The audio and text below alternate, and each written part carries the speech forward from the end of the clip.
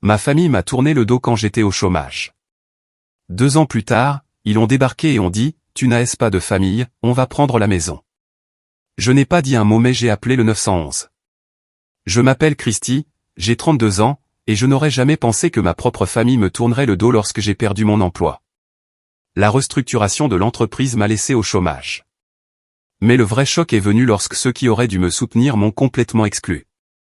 La maison que mes grands-parents m'avaient laissée est devenue ma seule sécurité, jusqu'à ce terrible samedi où ma famille s'est présentée pour la réclamer. En grandissant, j'ai toujours trouvé du réconfort chez mes grands-parents.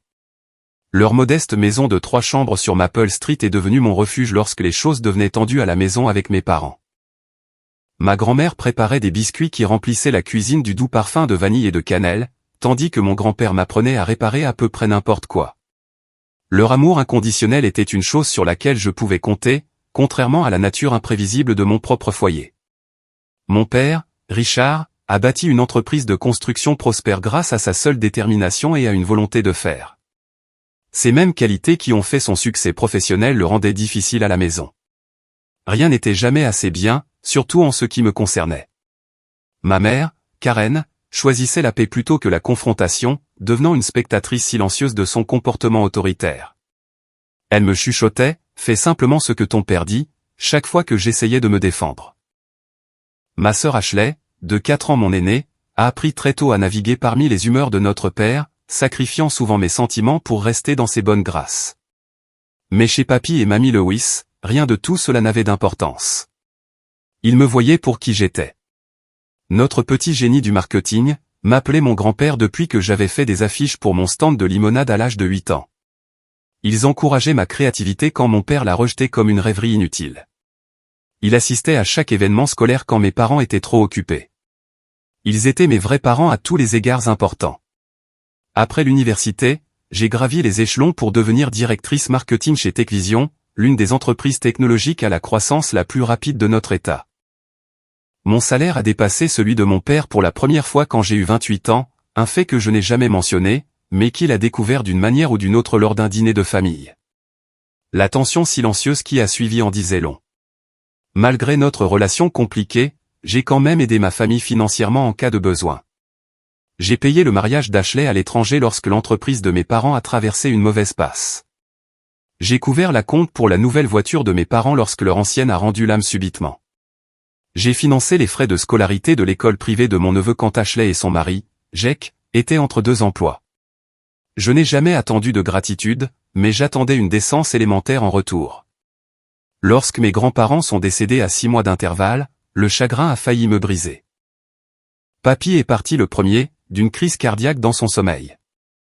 Mamie a suivi, et l'infirmière des soins palliatifs a dit que c'était autant par chagrin que par le cancer.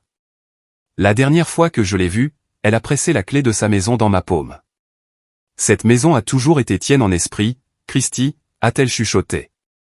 Bientôt, elle le sera en vérité. La lecture du testament a choqué tout le monde. Mes grands-parents me laissaient leur maison, pas à mes parents comme tout le monde l'avait supposé. La propriété n'était pas extravagante, mais elle représentait une sécurité financière et des décennies d'économie prudente. Située dans un quartier qui avait pris beaucoup de valeur au fil des ans, elle valait considérablement plus que lorsqu'il l'avait achetée en tant que jeune marié. Mon père n'a pas pu contenir sa colère dans le bureau de l'avocat. Ça n'a aucun sens, a-t-il fulminé. Elle a déjà un appartement en ville. Nous sommes ses parents. Ça devrait nous revenir. Vos parents ont été très clairs dans leurs instructions, a expliqué patiemment l'avocat. La maison va à Christy. Ils ont laissé des dispositions financières distinctes pour vous, M et Madame Spencer. Ces dispositions étaient généreuses, mais mon père ne voyait pas au-delà de ce qu'il percevait comme un affront. Ma mère, comme toujours, n'a rien dit, bien que ses yeux trahissent sa déception. Ashley a évité de me regarder. Pendant des semaines, les réunions de famille sont devenues insupportables. Des commentaires sur le favoritisme et la manipulation des personnes âgées étaient lancés négligemment. Finalement, cependant, ils ont semblé accepter la situation, surtout quand j'ai entretenu la maison exactement comme mes grands-parents l'avaient fait, jusqu'à préserver le jardin de ma grand-mère et l'atelier de mon grand-père. J'ai continué à progresser dans ma carrière, obtenant des promotions et des bonus. Ma vie personnelle s'est également épanouie. J'ai fréquenté quelques hommes sympathiques, bien que rien de sérieux ne se soit développé. J'avais des amis proches, je faisais du bénévolat au refuge pour animaux locaux et je courais des semi-marathons le week-end. La vie semblait stable, productive et heureuse. Les tensions familiales se sont apaisées tandis que mes parents profitaient de leurs dons financiers, et Ashley est tombée enceinte de son deuxième enfant. Je pensais que nous avions dépassé le drame de l'héritage. J'avais tort. La paix fragile ne faisait que préparer le terrain pour une trahison que je n'ai jamais vue venir. Le ralentissement économique a frappé notre région comme un tsunami. Les entreprises qui semblaient insubmersibles ont commencé à vaciller dangereusement. TechVision, malgré sa croissance antérieure, n'était pas à l'abri. Le PDG a convoqué une réunion générale d'urgence un mardi matin pluvieux. Son expression sombre nous a tout dit avant même qu'il ne prononce un mot. Nous devons réduire nos effectifs de 30%, avec effet immédiat. Les chefs de département ont la difficile tâche de déterminer quels postes sont essentiels. Je venais de terminer une campagne marketing réussie qui avait augmenté notre clientèle de 22%. Mes évaluations de performance étaient constamment notées comme exceptionnelles. J'avais encadré des membres du personnel junior et m'étais porté volontaire pour des projets interdépartementaux. Mon poste était sûrement en sécurité. 2 heures plus tard, j'étais assise en face de ma directrice, la regardant éviter mon regard alors qu'elle poussait une indemnité de départ sur le bureau. Cela n'a rien à voir avec ta performance, Christy. Le marketing subit le plus gros coup car le conseil d'administration le considère comme non essentiel pendant la récession. Je suis sorti avec une boîte d'effets personnels, mon badge d'employé déjà désactivé. Le choc ne s'était même pas encore manifesté. 10 ans de travail dévoué se sont terminés par une conversation de 15 minutes. Les membres de mon équipe ont détourné le regard en me voyant passer, craignant d'être les prochains. Au début, je n'étais pas inquiète. Avec mon expérience, mes références et mes contacts dans l'industrie, trouver un nouveau poste semblait certain. J'ai mis à jour mon CV, contacté des recruteurs et planifié des cafés de réseautage avec d'anciens collègues. Mon indemnité de départ et mes économies constituaient un coussin confortable. J'ai calculé que je pouvais tenir 6 mois sans revenus si nécessaire, bien que je m'attendisse à être employé en 6 semaines. 6 semaines se sont transformées en 3 mois. 3 mois sont devenus 6. La contraction à l'échelle de l'industrie signifiait que les postes en marketing disparaissaient partout. Les entreprises ont mis en place des gels d'embauche. D'anciens collègues qui avaient promis de m'aider ont soudainement cessé de répondre à mes appels. Les recruteurs qui m'avaient autrefois courtisé n'avaient plus rien à offrir. Alors que mon compte en banque diminuait, l'anxiété s'est installée. J'ai supprimé toutes les dépenses inutiles, annulé les abonnements et cessé de manger au restaurant. J'ai postulé à des postes en deçà de mon niveau d'expérience et en dehors de mon domaine. J'ai suivi des cours en ligne pour élargir mes qualifications. Rien n'a fonctionné. Le marché du travail s'était complètement tari. Quand mes économies ont atteint un niveau critique, j'ai ravalé ma fierté et appelé mes parents. Nous n'avions pas beaucoup parlé depuis que j'avais perdu mon emploi, principalement parce que j'avais caché la gravité de ma situation. Maintenant, j'avais besoin d'aide, juste assez pour couvrir un paiement hypothécaire en attendant que des entretiens se concrétisent. Papa, je ne demanderai pas si ce n'était pas important, ai-je expliqué, essayant de garder ma voix stable. C'est juste temporaire, jusqu'à ce que je trouve quelque chose. J'ai 3 entretiens prometteurs la semaine prochaine. Le silence au téléphone s'est étiré inconfortablement avant qu'il ne réponde.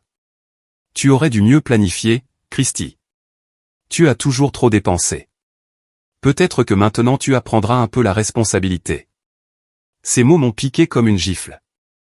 Papa, je ne t'ai jamais demandé d'argent auparavant. En fait, j'ai aidé la famille quand vous en aviez besoin. C'était ton choix, a-t-il dit froidement. Personne ne t'a demandé de jouer les importants avec ton argent de la tech. Tu as choisi cet appartement chic et ce style de vie coûteux. Tes grands-parents ont encouragé ton comportement irresponsable en te donnant cette maison au lieu de penser à toute la famille. Tu devrais la vendre si tu es si désespéré. J'ai mis fin à l'appel, trop choqué pour discuter. Ma mère a rappelé 20 minutes plus tard. Ton père s'inquiète juste pour sa propre entreprise, a-t-elle dit, d'un ton d'excuse mais ferme. Nous ne pouvons pas aider en ce moment. As-tu envisagé de vendre ton appartement ou de prendre un colocataire? J'avais déjà mis mon appartement en vente, mais le marché était inondé de propriétés similaires alors que les licenciements se propageaient. Personne n'achetait. Quant aux colocataires, j'avais déménagé dans la maison de mes grands-parents pour économiser sur les dépenses tout en essayant de vendre l'appartement. Ashley a appelé ensuite, son ton faussement sympathique. Cette économie est tout simplement terrible, n'est-ce pas? Jake et moi nous serrons la ceinture aussi. As-tu pensé à vendre la maison de papy et mamie? Tu pourrais faire une fortune dans ce quartier, même sur ce marché. Quand j'ai expliqué que la maison était maintenant mon chez-moi, surtout avec mon appartement invendu, elle a soupiré de façon dramatique. Eh bien, tu ne peux pas tout avoir, Christy. Certains d'entre nous ont des enfants à charge. Nous n'avons pas le luxe du sentimentalisme. Son mari, Jake, a appelé plus tard cette semaine-là, soi-disant pour prendre de mes nouvelles. Ashley et moi parlions, a-t-il commencé nonchalamment. Et nous nous demandions si tu avais considéré que tes grands-parents t'ont laissé cette maison quand tu allais bien. Ils la voyaient probablement comme un extra, pas ta résidence principale. Ne penses-tu pas qu'ils voudraient qu'elle profite à toute la famille maintenant que tu es entre deux succès? Les implications étaient claires à leurs yeux. Mon chômage me rendait indigne de mon héritage. La maison qui m'avait été explicitement laissée était en quelque sorte sujette à un débat familial maintenant que je n'étais plus la parente aux revenus élevés. La nouvelle s'est répandue dans la famille élargie. Les cousins qui me demandaient des références professionnelles ont cessé de m'inclure dans les textos de groupe. Les tantes qui m'avaient fièrement présenté comme leur nièce à succès dans la tech posaient maintenant des questions pointues sur ma recherche d'emploi, d'une manière qui ressemblait à des interrogatoires. Oncle Steve, qui m'avait emprunté de l'argent l'année dernière pour les frais de scolarité de son fils, donnait maintenant des conseils non sollicités sur les postes de débutants et l'ajustement des attentes. Alors que le chômage se prolongeait, ma santé mentale s'est détériorée. Je me réveillais avec des crises de panique, le cœur battant à tout rompre et la sueur trempant mes draps. La dépression s'est abattue sur moi comme une lourde couverture. Les emails de rejet, lorsque les entreprises prenaient la peine de répondre, s'empilaient dans ma boîte de réception. Chacun ressemblait à un nouvel échec. Mes allocations de chômage couvraient à peine la moitié de mes dépenses, même avec des coupes drastiques. L'hypothèque sur la maison de mes grands-parents, bien que modeste, pesait sur moi chaque mois. Vendre mon appartement est devenu une nécessité urgente. Mais des mois sur le marché n'ont abouti qu'à des offres dérisoires qui ne couvriraient pas le solde de l'hypothèque. En désespoir de cause, j'ai appelé mes parents une dernière fois. Mon père a répondu, sa voix immédiatement hostile. Quoi encore, Christy? Papa, je suis sur le point de manquer un paiement hypothécaire pour la première fois de ma vie. J'ai juste besoin d'assez pour le couvrir ce mois-ci. Je peux te rembourser avec des intérêts. Comme on fait son lit, on se couche, m'a-t-il coupé. Maintenant, assume. Peut-être que tu apprendras enfin de vraies leçons de vie sur la responsabilité. L'appel s'est terminé sur ces mots. Mon propre père, qui avait les moyens d'aider, a choisi de me regarder me noyer à la place. Le silence de ma famille est devenu complet. Des semaines se sont écoulées sans un seul appel, SMS ou email. Mon anniversaire est passé sans aucune reconnaissance. Les réseaux sociaux montraient qu'ils continuaient leur vie comme d'habitude, dîner de famille, sorties du week-end, vacances, tout cela sans moi. Ashley a posté des photos d'un barbecue familial où tout le monde souriait de mille feux. Aucune chaise vide n'indiquait mon absence. C'était comme si je n'avais jamais existé. Les invitations pour Thanksgiving sont allées à tout le monde sauf à moi. Les cartes de Noël sont arrivées pour les voisins de chaque côté de ma maison, mais pas dans ma boîte aux lettres. Quand mon neveu a eu sa pièce de théâtre à l'école, je l'ai appris grâce à des photos Facebook postées après l'événement. La légende disait, toute la famille si fière, malgré mon absence flagrante. L'isolement était plus profond que la pression financière. J'avais perdu non seulement mon identité professionnelle, mais aussi ma place dans la famille. Le rejet semblait absolu et délibéré. Sans revenus et avec des ressources qui diminuaient, je suis devenu créative pour réduire les dépenses. Le thermostat restait bas en hiver, je portais plusieurs couches de vêtements au lieu d'augmenter le chauffage. J'ai appris à cuisiner des repas bon marché à partir de zéro, en étalant les ingrédients sur plusieurs jours. Internet et la télévision par câble étaient des luxes que je ne pouvais plus me permettre. La bibliothèque est devenue ma source de livres, de Wi-Fi et d'interactions humaines. Vendre mes biens est devenu une nécessité hebdomadaire. Mes vêtements de marque sont partis en premier, puis l'électronique, puis les meubles de mon appartement. Chaque article vendu représentait un mois de plus pour garder les lumières allumées ou faire un paiement hypothécaire partiel. Je n'ai gardé que ce qui avait une valeur sentimentale ou une nécessité pratique. Trouver du travail est devenu mon travail à plein temps. Je passais 8 heures par jour à chercher sur les sites d'emploi, à envoyer des candidatures et à suivre les pistes. Parfois, des entretiens se matérialisaient, ravivant mes espoirs pour les anéantir quelques jours plus tard avec des emails de rejet standard. Le vide dans mon historique d'emploi s'allongeait, rendant chaque candidature moins susceptible de réussir que la précédente. Mon identité, si longtemps définie par le succès professionnel, s'est effondrée. Qui étais-je sans mon titre de poste, mon salaire et mes réalisations professionnelles? La question me hantait lors des nuits blanches. La directrice marketing confiante a disparu, remplacée par quelqu'un que je reconnaissais à peine dans le miroir, fatiguée, anxieuse, diminuée. Un tournant est arrivé de manière inattendue au marché fermier du quartier, où j'étais allé acheter les légumes les moins chers disponibles. Laissant tomber mon seul billet de 5 $ dans une flaque d'eau, je me suis agenouillé pour le récupérer, retenant des larmes de frustration. Une femme de mon âge s'est approchée, tendant un billet sec. « Prenez le mien à la place », a-t-elle offert. Celui-là a connu des jours meilleurs. Diana est devenue ma première amie dans cette nouvelle réalité. Graphiste indépendante travaillant à domicile, elle comprenait l'incertitude économique. Quand j'ai expliqué ma situation, elle a hoché la tête sans jugement. Le système est conçu pour nous faire croire que la perte d'emploi est un échec personnel, a-t-elle dit. Ce n'est pas le cas. C'est juste le capitalisme qui fait ce que le capitalisme fait.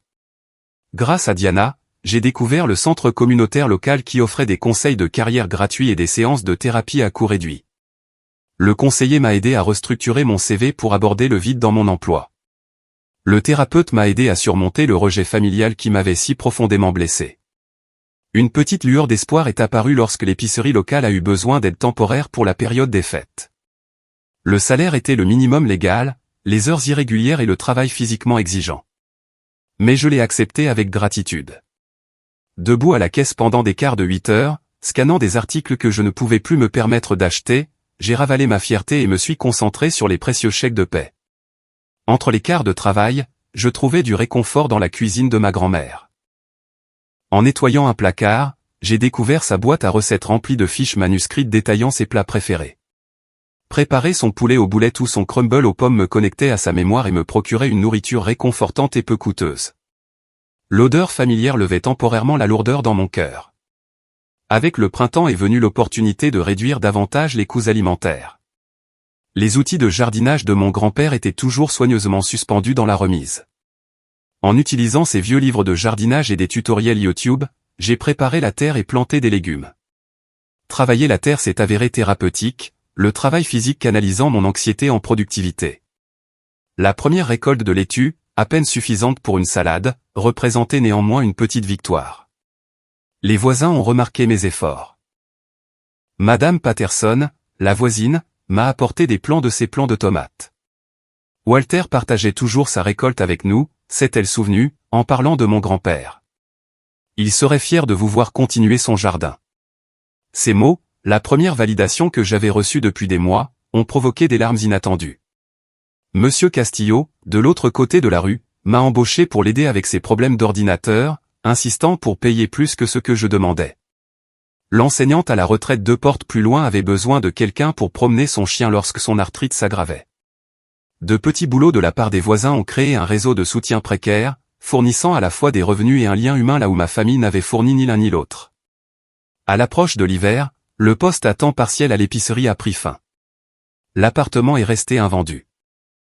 Les agents de recouvrement appelaient avec une fréquence croissante.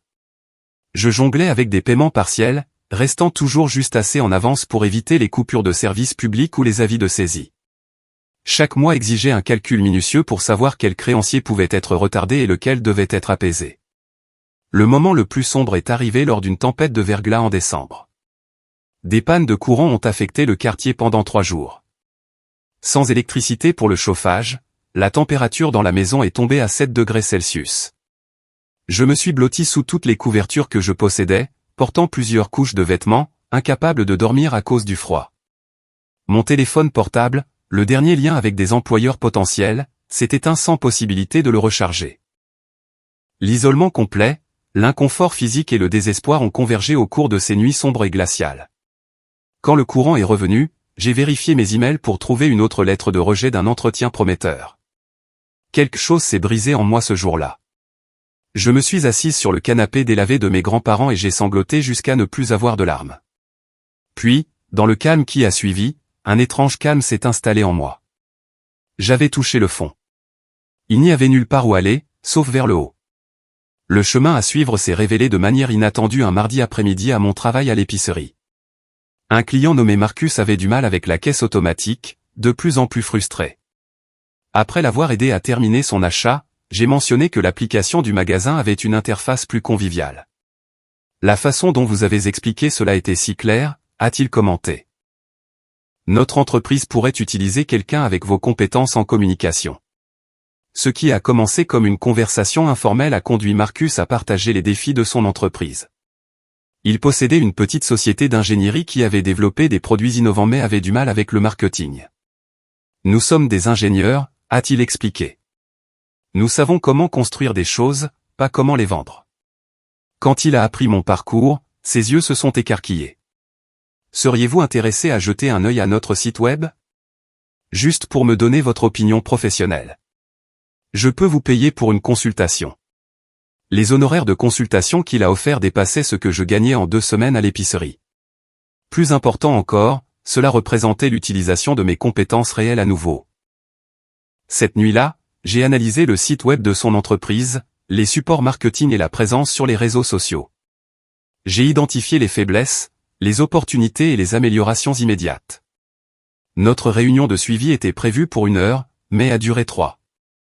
Marcus a écouté attentivement, prenant des notes pendant que je décrivais des stratégies pour atteindre plus efficacement son marché cible. C'est exactement ce qui nous manquait, a-t-il dit finalement. Envisageriez-vous de gérer notre marketing sur une base contractuelle? Ce ne serait pas à temps plein, mais c'était plus qu'une bouée de sauvetage. C'était une validation. Quelqu'un valorisait encore mon expertise professionnelle. Nous nous sommes mis d'accord sur un contrat de 3 mois avec des livrables spécifiques. La rémunération, bien que inférieure à mon ancien salaire, couvrirait mon hypothèque et mes dépenses de base. Travaillant depuis la table de la salle à manger de mes grands-parents, j'ai créé des campagnes marketing pour l'entreprise de Marcus. Chaque jour apportait des défis qui stimulaient mon esprit plutôt que d'épuiser mon âme. Lorsque la première campagne a augmenté leur prospect de 30%, Marcus a prolongé le contrat et m'a référé à un autre propriétaire de petite entreprise. La chambre d'amis s'est transformée en bureau à domicile. Le vieux bureau de mon grand-père, récupéré au sous-sol, est devenu mon espace de travail. Ces outils méticuleusement organisés ont inspiré mon système de gestion de projet. Je l'imaginais me regarder avec approbation alors que je construisais quelque chose de nouveau à partir des ruines de mon ancienne carrière. Diana s'est avérée inestimable pendant cette transition, me présentant à un groupe de réseautage pour les professionnels indépendants. Tu n'es pas seulement une pigiste, a-t-elle insisté. Tu construis une entreprise. Vois plus grand.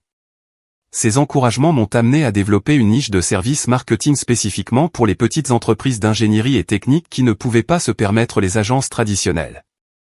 Ces entreprises, dirigées par des personnes techniquement brillantes avec des connaissances marketing limitées, avaient besoin exactement de ce que j'offrais, une expertise sans le prix d'une agence. Créer un site web pour ma nouvelle entreprise a nécessité l'apprentissage de compétences au-delà de ma zone de confort.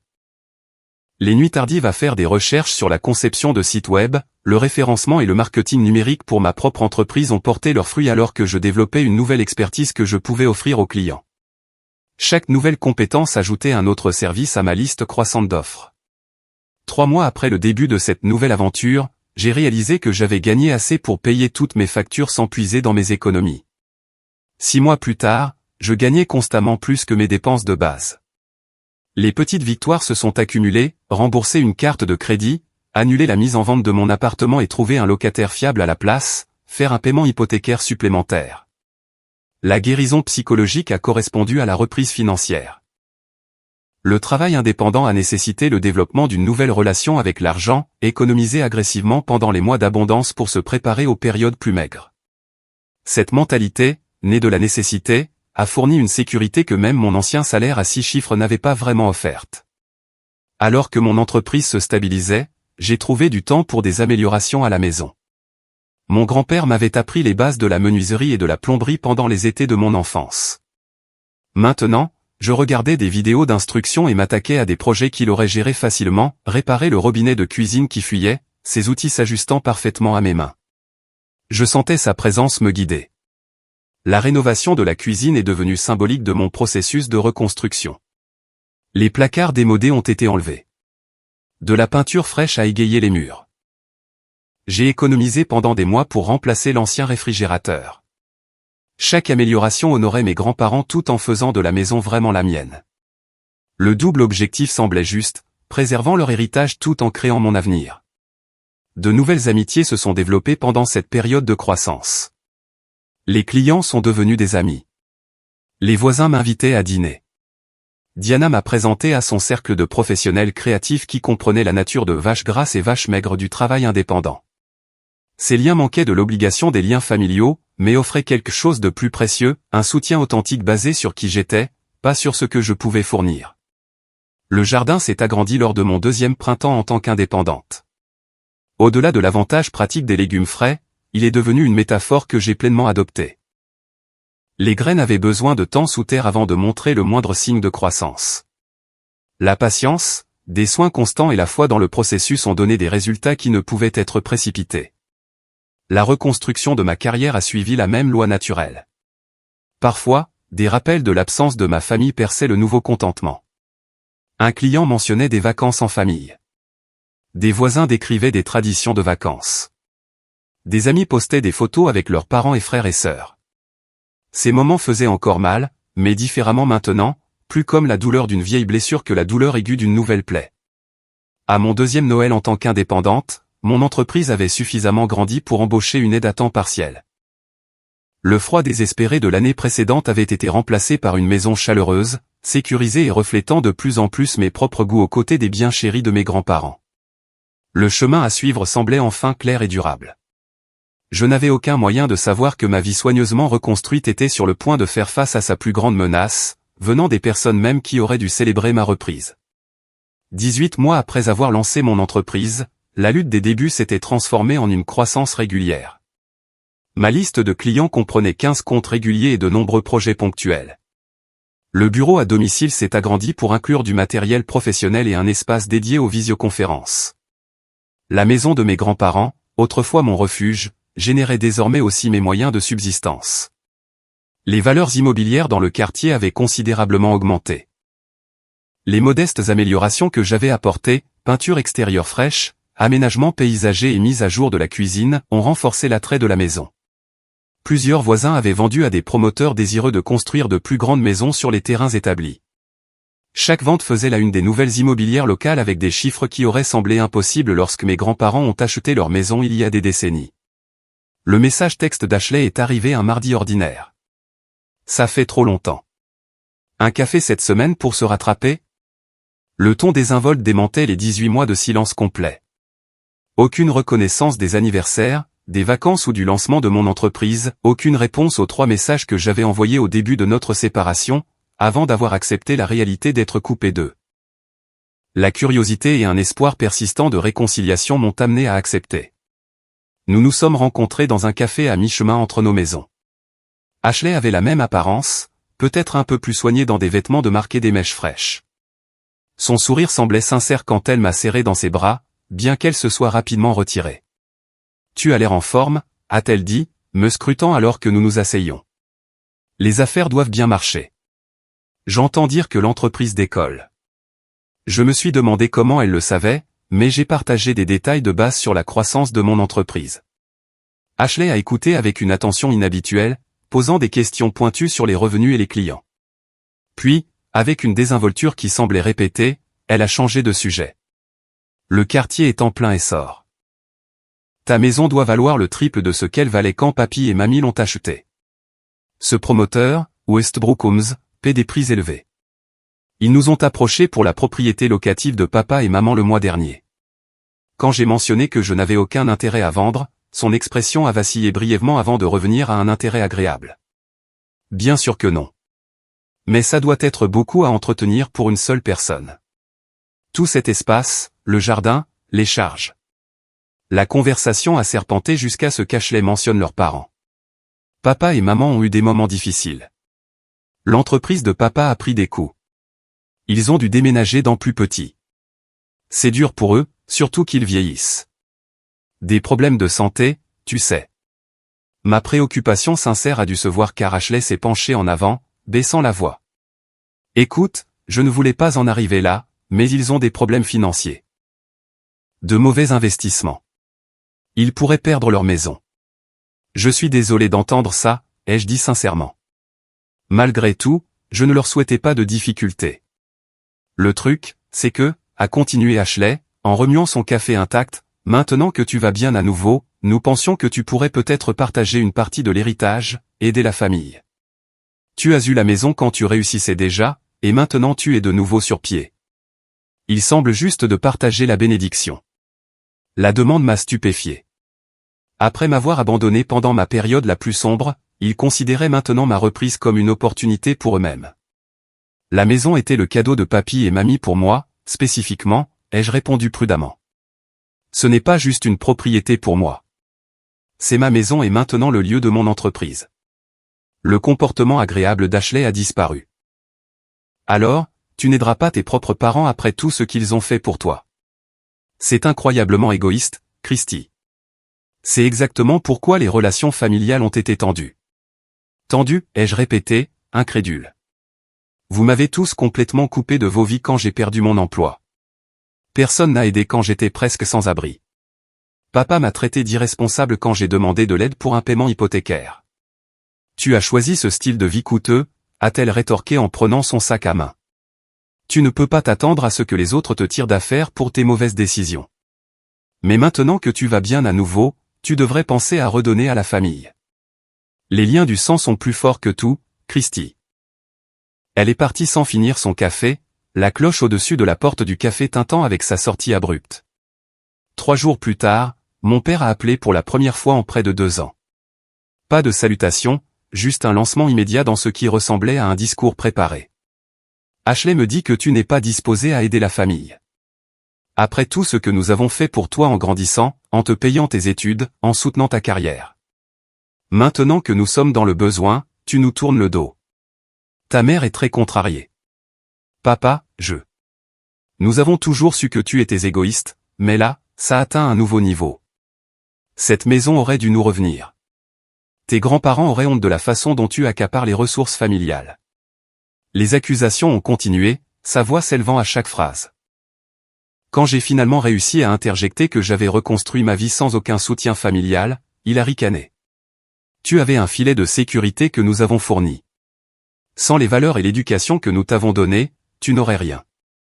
Cette maison est autant la nôtre que la tienne, plus encore puisque nous sommes leur fille et leur gendre, pas juste une petite fille. Les appels ont continué les jours suivants. Ma mère a laissé des messages vocaux, sa voix larmoyante, chargée de tactiques de culpabilisation. Nous voulons seulement ce qui est juste pour la famille, chérie. Ton père et moi ne serons pas là pour toujours. Ne veux-tu pas faire la paix tant que tu le peux? Grâce à des relations dans la communauté, j'ai appris la vérité derrière leurs problèmes financiers. Mon père avait lourdement investi dans un projet de développement immobilier spéculatif qui s'était effondré au milieu de problèmes de permis et de litiges avec les entrepreneurs. Ils n'avaient pas perdu leur maison, mais leurs économies pour la retraite avaient subi un coup important. Les problèmes de santé mentionnés par Ashley étaient l'hypertension de mon père et l'anxiété de ma mère, préoccupants, mais pas la situation désastreuse sous-entendue. Jake, le mari d'Ashley, a adopté une approche différente. Plutôt que de me contacter directement, il a répandu des rumeurs au sein de la famille élargie. Des cousins ont envoyé des messages inconfortables. J'ai entendu dire que tu n'aidais pas tes parents alors que tu gagnes une fortune avec cette maison. Est-il vrai que tu as menacé de poursuivre oncle Richard et tante Karen? Les distorsions étaient créatives et préjudiciables, me positionnant comme la méchante dans un récit où j'avais été celle qui avait été abandonnée. La campagne de pression s'est étendue. Des membres de la famille que je n'avais pas vus depuis des années sont soudainement apparus à des événements communautaires où je devais prendre la parole ou réseauter. Ils m'approchaient avec des plaisanteries superficielles avant d'orienter les conversations vers les obligations familiales et le partage des bénédictions. Une tante m'a acculé lors d'un cocktail de la chambre de commerce, me demandant à voix haute pourquoi je punissais la famille en refusant de partager la richesse. À l'approche de Thanksgiving, une invitation de mes parents est arrivée, la première en 2 ans. La carte exprimait des sentiments vagues sur le fait de mettre les différends de côté et de se réunir en famille. Rien ne reconnaissait leur abandon ni la douleur qu'il avait causée. L'invitation ressemblait moins à une réconciliation qu'à une autre occasion de me mettre la pression en personne. De plus en plus mal à l'aise, j'ai consulté Jennifer, une amie avocate qui était devenue une cliente. Elle a examiné le testament de mes grands-parents et les documents de propriété. Tout est clairement à ton nom, a-t-elle confirmé. Mais les litiges familiaux peuvent devenir compliqués, même lorsque la situation juridique est simple.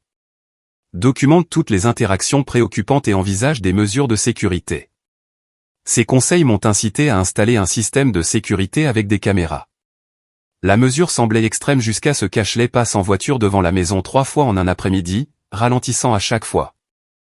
Quand notre cousin Ryan, qui travaillait dans l'immobilier, a demandé une visite rapide de la propriété pour prendre des nouvelles, son intérêt pour les dimensions des pièces et les améliorations récentes semblait tout sauf désinvolte.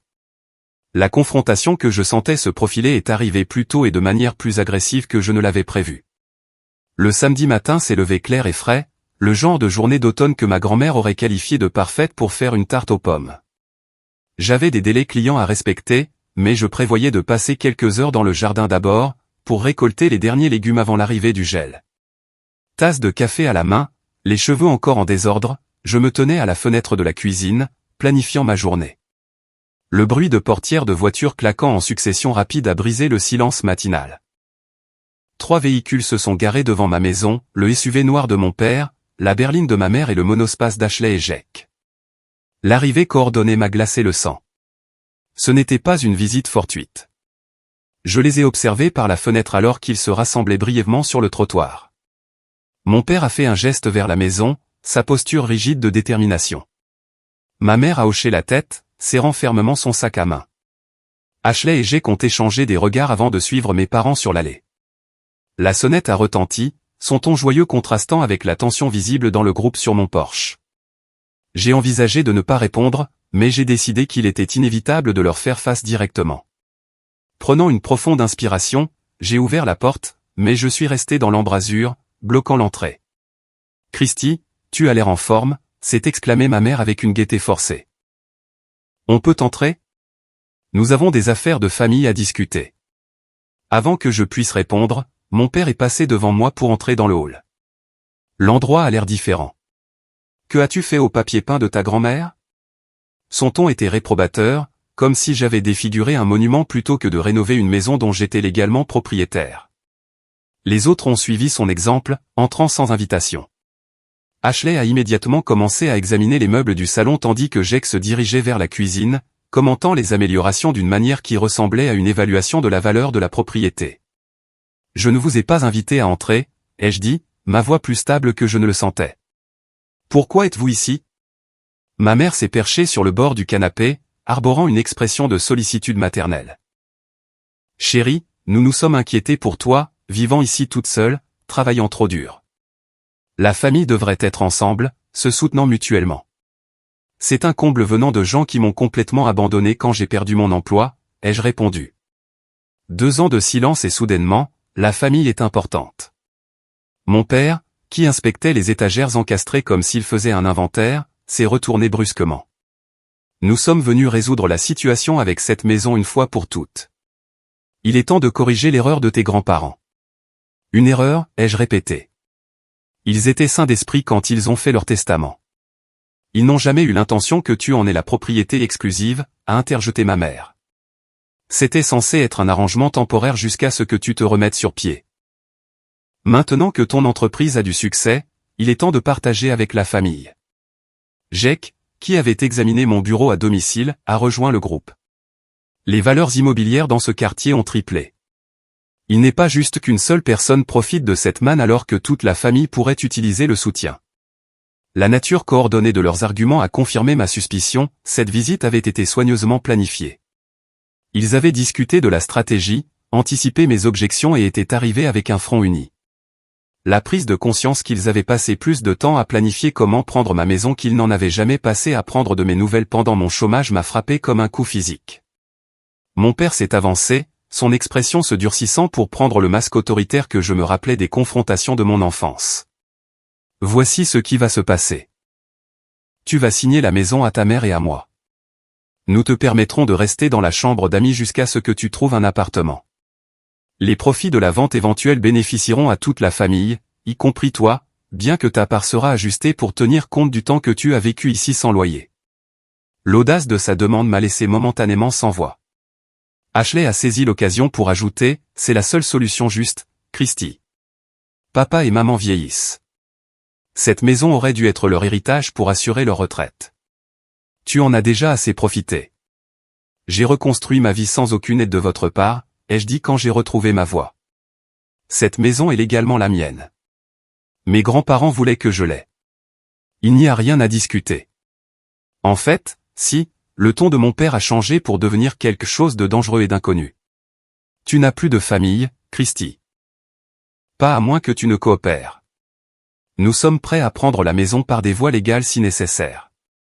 Cela te coûtera tout ce que tu as reconstruit. Ma mère a sorti une enveloppe de son sac à main. Nous avons trouvé ceci parmi les papiers de ta grand-mère. Il est clairement indiqué son intention que la maison revienne finalement à sa fille, ma mère, après ta reprise financière. Elle a extrait une seule feuille de papier qui semblait suspectement neuve, pas comme quelque chose qui aurait été conservé parmi les biens de ma grand-mère pendant des années. Ashley s'est approchée, sa voix baissant jusqu'à un murmure conspirateur. Les choses pourraient devenir très désagréables, Christy. Les batailles juridiques sont coûteuses et préjudiciables. Les clients pourraient reconsidérer de travailler avec quelqu'un impliqué dans des poursuites familiales. Cette maison vaut-elle vraiment la peine de tout perdre? Jake, toujours le plus ouvertement hostile, ne s'est pas embarrassé de faux-semblants. Sois intelligente pour une fois. Signe les papiers de transfert que nous avons apportés. Sinon, nous te rendrons les choses difficiles de manière que tu n'as même pas imaginée. Pendant qu'il parlait, j'ai remarqué mon père qui examinait les rénovations de la cuisine, calculant mentalement les valeurs. Ma mère avait commencé à ouvrir les tiroirs du secrétaire antique, fouillant dans des papiers qui n'avaient rien à voir avec elle. Ashley a disparu dans le couloir vers les chambres tandis que Jake retournait dans mon bureau à domicile. Vous devez partir, ai-je dit fermement. Maintenant. C'est ma maison, et vous n'y avez pas été invité. Ta maison, a ri durement mon père. Tu n'as jamais mérité cet endroit. Un vrai soutien de famille aurait aidé sa famille au lieu d'accaparer des biens. Tu as échoué dans ta carrière et maintenant tu échoues en tant que fille. Je n'ai échoué en rien, ai-je répondu. J'ai survécu à un ralentissement économique qui a touché des milliers de personnes. J'ai reconstruit sans l'aide des gens qui auraient dû me soutenir le plus. Et maintenant, je vous demande de quitter ma propriété.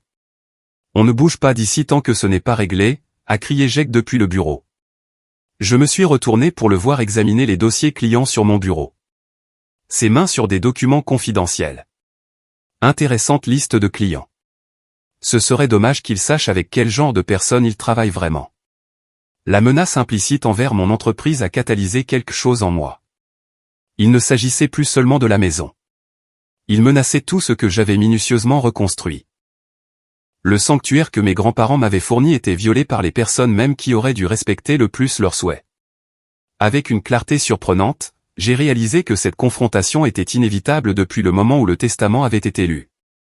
L'acceptation temporaire avait été stratégique, pas sincère. Ils avaient toujours eu l'intention de réclamer ce qu'ils croyaient leur être dû de droit. Ma période de chômage n'avait fait que reporter leurs plans. Maintenant que j'avais de nouveau du succès, ils voyaient une occasion de prendre non seulement la maison, mais aussi de profiter potentiellement du succès de mon entreprise. Je vais le demander une dernière fois, ai-je dit, ma voix parfaitement calme malgré l'adrénaline qui parcourait mes veines. S'il vous plaît, quittez ma maison maintenant. Pas question, a répondu mon père. Fais-toi à l'idée que cet arrangement change aujourd'hui. Ashley, prends des photos de chaque pièce pour l'expertise de l'assurance. J'ai regardé Ashley sortir son téléphone et commencer à photographier mon salon tandis que Jake continuait à fouiller dans mes documents professionnels. Ma mère examinait maintenant le vaisselier de ma grand-mère comme si elle évaluait quelle pièce réclamer. Mon père se tenait devant la porte d'entrée, les bras croisés dans la posture qui m'avait intimidé pendant toute mon enfance. Sans un mot de plus, j'ai marché calmement jusqu'à la salle de bain, la seule pièce avec une porte qui se verrouille. Une fois à l'intérieur, j'ai sorti mon téléphone de ma poche et j'ai composé le 911. Je dois signaler des intrus dans ma maison qui refusent de partir, ai-je expliqué à l'opérateur, en gardant ma voix basse. Ils sont entrés sans permission et me menacent maintenant et manipulent mes biens personnels. Je leur ai demandé de partir à plusieurs reprises. Sont-ils armés ou violents, a demandé l'opérateur. Pas d'armes que je puisse voir, mais ils deviennent de plus en plus agressifs. Ils menacent mon entreprise et tentent de me forcer à leur céder ma propriété. Après avoir confirmé mon adresse et mon identité, l'opérateur m'a assuré que des agents arriveraient sous peu. Restez dans un endroit sûr si possible jusqu'à leur arrivée.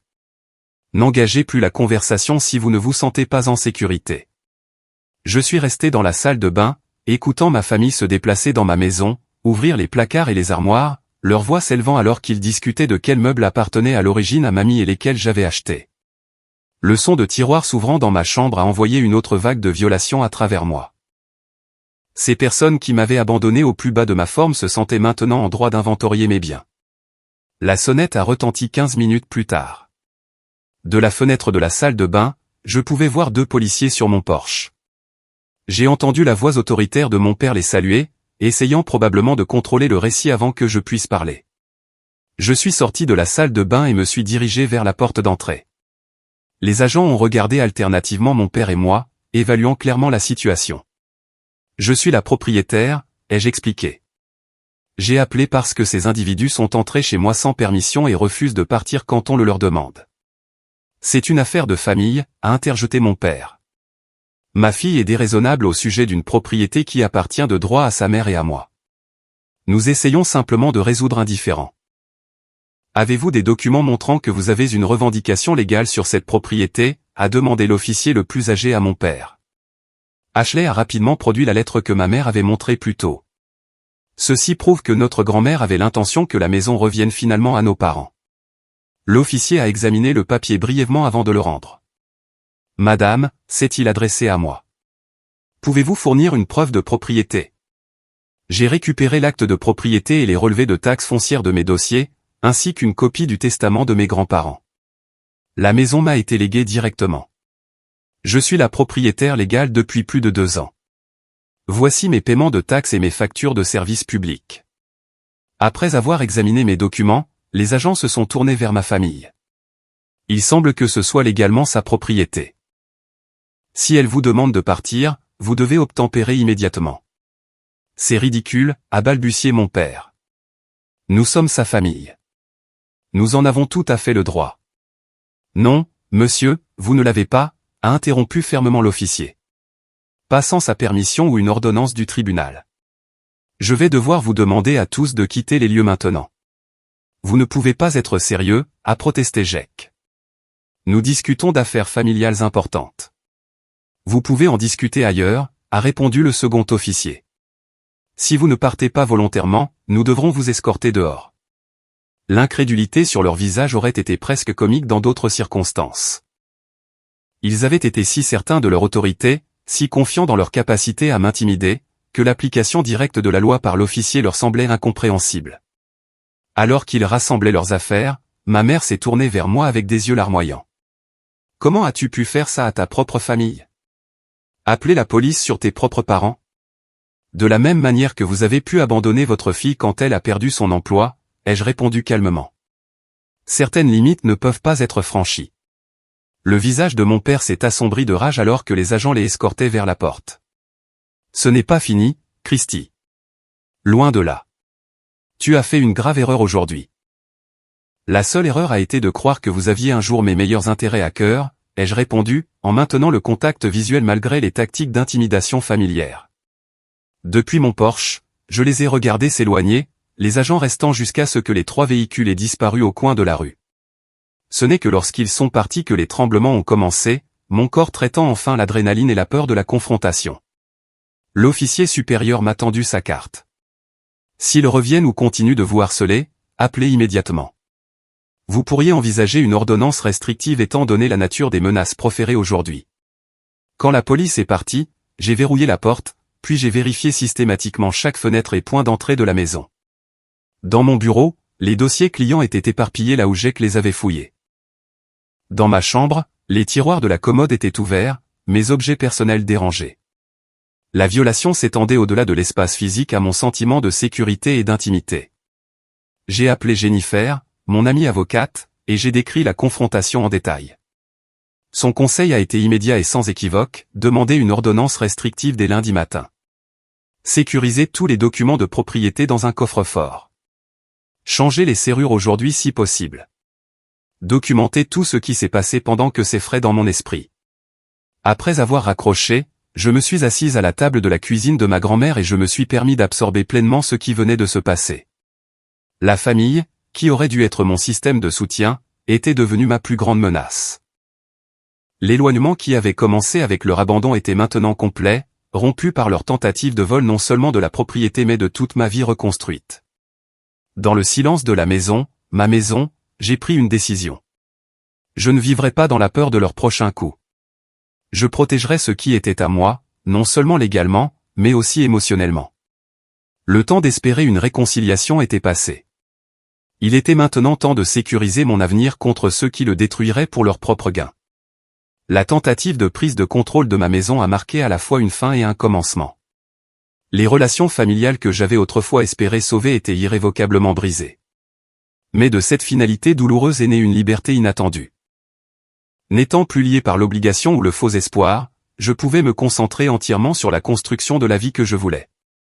Jennifer m'a aidé à obtenir une ordonnance restrictive temporaire le lundi suivant la confrontation. Le juge, examinant le rapport de police et ma déclaration, a accordé l'ordonnance immédiatement. Les litiges familiaux sur la propriété peuvent dégénérer rapidement, a-t-il noté. Mieux vaut établir des limites claires maintenant. Ces limites s'étendaient au-delà des protections légales. J'ai changé les serrures, amélioré le système de sécurité et installé des caméras supplémentaires. La maison qui avait toujours représenté la sécurité nécessitait maintenant elle-même d'être protégée. L'ironie ne m'a pas échappé, mais la nécessité non plus. Mon entreprise a continué de croître malgré la tourmente émotionnelle. Peut-être que canaliser mon énergie dans le travail a fourni une distraction saine. Ou peut-être que la clarté venue de la rupture des liens toxiques a permis une plus grande concentration. Quelle que soit la raison, les projets clients se sont multipliés. Les recommandations ont augmenté. Ma réputation pour la livraison de résultats exceptionnels s'est répandue dans les réseaux de l'industrie. 3 mois après la confrontation, j'ai embauché ma première employée à temps plein, une jeune diplômée en marketing nommée Sophia. Son enthousiasme me rappelait mon moi plus jeune, désireuse de prouver sa valeur et de construire quelque chose de significatif. Lui enseigner est devenu une joie inattendue, le mentorat comblant un vide différent de celui que la famille avait occupé. La thérapie est restée essentielle pendant cette période. Le docteur Lavigne m'a aidé à traiter non seulement la trahison récente, mais aussi les schémas de toute une vie qui l'avait précédée. Le comportement de votre famille pendant votre chômage n'était pas nouveau, a-t-elle observé. C'était simplement la version la plus extrême de dynamiques qui ont toujours existé. Les aperçus acquis grâce à la thérapie ont transformé ma compréhension de ces relations. La nature autoritaire de mon père, le silence complice de ma mère, la manipulation compétitive de ma sœur, tout cela avait façonné mes réponses aux conflits et au succès. Reconnaître ces schémas m'a permis de choisir consciemment des approches différentes dans mes nouvelles relations. Diana est devenue la sœur que j'avais toujours voulu mais jamais eue. Notre amitié s'est approfondie grâce à des expériences partagées et un soutien mutuel. Lorsque son entreprise de design a rencontré des difficultés, je l'ai aidé à restructurer ses offres de services. À l'approche de mon audience pour l'ordonnance restrictive, elle s'est assise à côté de moi au tribunal, une présence stabilisante alors que l'avocat de ma famille tentait de me dépeindre comme instable et vindicative. Le juge a vu clair dans leur tactique. L'ordonnance temporaire est devenue permanente, obligeant légalement ma famille à maintenir une distance physique de ma maison et de mon entreprise. Les arguments de leurs avocats sur la réconciliation familiale n'ont pas tenu face aux preuves d'intimidation coordonnées. À l'extérieur du palais de justice, mon père a tenté une dernière confrontation, s'approchant malgré l'ordonnance nouvellement confirmée. Diana s'est interposée entre nous alors qu'il commençait sa tirade familière sur l'ingratitude et l'égoïsme. Elle a une vraie famille maintenant, lui a dit calmement Diana. Une qui soutient son succès au lieu d'essayer de le voler. Son visage a enregistré le choc d'être confronté par quelqu'un d'immunisé contre ses tactiques d'intimidation. Avant que les agents du tribunal ne puissent intervenir, il s'est retiré là où ma mère et ma sœur attendaient près de leur voiture, leurs expressions un mélange de colère et d'incrédulité que leur récit n'est pas prévalu. La victoire juridique a fourni la sécurité, mais la guérison émotionnelle est venue en créant de nouvelles traditions et de nouveaux liens. La maison qui avait été l'héritage de mes grands-parents est devenue le centre d'une famille choisie. Les dîners du dimanche dans la salle à manger de ma grand-mère accueillaient désormais des amis, des voisins et des collègues partageant nourriture et conversation. Un an après la confrontation, j'ai organisé un dîner communautaire pour 25 personnes. La table s'étendait de la salle à manger au salon, accueillant tous ceux qui m'avaient soutenu pendant la reconstruction de ma vie. Madame Patterson a apporté sa célèbre tarte aux pommes. Monsieur Castillo a joué de la guitare après le dîner. Sophia et son petit ami ont aidé à servir. Diana a coordonné tout l'événement, insistant pour que je profite simplement du rassemblement. En regardant autour de la table ces personnes qui avaient choisi d'être dans ma vie, j'ai enfin compris ce que mes grands-parents avaient essayé de m'apprendre. La famille n'était pas définie par le sang, mais par l'amour, le respect et le soutien mutuel. Ils savaient que mes parents ne fourniraient jamais ces choses de manière constante, ce qui expliquait leur décision de me laisser directement leur maison. Cette compréhension s'est approfondie lorsque j'ai enfin entrepris de ranger le grenier, une tâche que je reportais depuis des années. Dans une boîte poussiéreuse de paperasse, j'ai découvert les journaux de mes grands-parents. L'écriture soignée de ma grand-mère remplissait des dizaines de volumes, chroniquant des décennies de dynamique familiale que j'avais été trop jeune pour comprendre pleinement. L'entrée datant juste après l'obtention de mon diplôme universitaire révélait clairement leurs intentions. Richard continue de saper la confiance de Christy à chaque occasion. Karen ne dit rien pour l'arrêter. Nous avons décidé de changer notre testament. La maison doit aller directement à Christy. Elle aura besoin d'un havre de paix lorsque les conflits inévitables avec ses parents s'intensifieront. Elle mérite un endroit où elle est complètement en sécurité, où personne ne peut lui enlever ses accomplissements. Leur prévoyance a apporté à la fois des larmes et la paix. Ils avaient anticipé exactement ce qui s'est passé et avaient pris des mesures pour me protéger même après leur départ. La maison n'était pas seulement une propriété, c'était un bouclier délibéré contre les dynamiques familiales qu'ils avaient observées tout au long de mon enfance. Ce journal est devenu une preuve dans la bataille juridique finale lorsque mes parents ont tenté de contester le testament malgré le délai de prescription de 2 ans largement dépassé. Leur avocat a plaidé des preuves nouvellement découvertes sous la forme de la prétendue lettre que ma mère avait présentée lors de la confrontation. Le journal de ma grand-mère, avec ses entrées datées et son écriture cohérente, a établi son intention claire et constante. Le juge a rejeté leur affaire avec préjudice, mettant fin définitivement à leurs options légales. La victoire technique importait moins que la validation des souhaits et de la sagesse de mes grands-parents. Les affaires juridiques étant résolues, j'ai canalisé mon énergie vers des contributions positives. L'entreprise de marketing s'est étendue pour inclure un programme de formation pour les femmes réintégrant le marché du travail après des interruptions de carrière. M'inspirant de ma propre expérience de reconstruction professionnelle, j'ai créé des ressources que j'aurais souhaité avoir pendant mon chômage. Le fonds de bourse d'études créé au nom de mes grands-parents a fourni une aide financière aux étudiants poursuivant des carrières dans les métiers manuels, honorant la croyance de mon grand-père en la valeur de l'artisanat qualifié.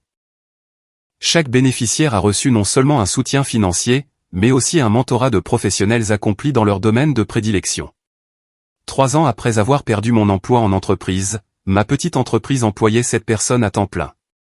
La maison s'est agrandie pour inclure une extension de bureaux dédiés, conçue pour se fondre harmonieusement avec l'architecture originale. Le jardin qui avait autrefois fourni une sécurité alimentaire d'urgence approvisionnait désormais une banque alimentaire locale, poursuivant la tradition de soutien communautaire de mes grands-parents. Le douloureux voyage du succès en entreprise au chômage puis à l'entrepreneuriat a transformé plus que mon parcours professionnel. Il a révélé la vraie nature des relations que j'avais acceptées comme normales, m'a libéré de dynamiques familiales malsaines et a ouvert un espace pour des liens authentiques basés sur le respect mutuel plutôt que sur l'obligation. La leçon la plus profonde a émergé progressivement, perdre ce que je pensais avoir besoin, l'approbation familiale, la sécurité d'entreprise, une identité établie, m'avait finalement amené à découvrir ce que je méritais vraiment. Les revers qui semblaient autrefois dévastateurs m'avaient redirigé vers une vie plus alignée avec mes valeurs et mes forces. Un soir, assise sur la balançoire du porche que mon grand-père avait construite, j'ai regardé les lucioles illuminer le jardin comme elles l'avaient fait pendant les étés de mon enfance. La maison derrière moi, sécurisée et prospère, représentait non seulement la stabilité financière, mais aussi la souveraineté émotionnelle. Les relations qui m'entouraient étaient choisies, pas héritées. Le travail qui remplissait mes journées reflétait mes talents authentiques, pas des attentes externes. En ce moment de réflexion tranquille, j'ai réalisé que mes grands-parents m'avaient donné bien plus qu'une propriété. Ils m'avaient montré que parfois, les gens qui vous aiment vraiment vous préparent à des batailles qu'ils ne seront pas présents pour mener. Ils avaient démontré que la vraie famille soutient votre croissance plutôt que de s'en nourrir. Plus important encore, ils avaient prouvé que le fondement pour se reconstruire après toute perte doit être le respect de soi et une croyance inébranlable en sa propre valeur.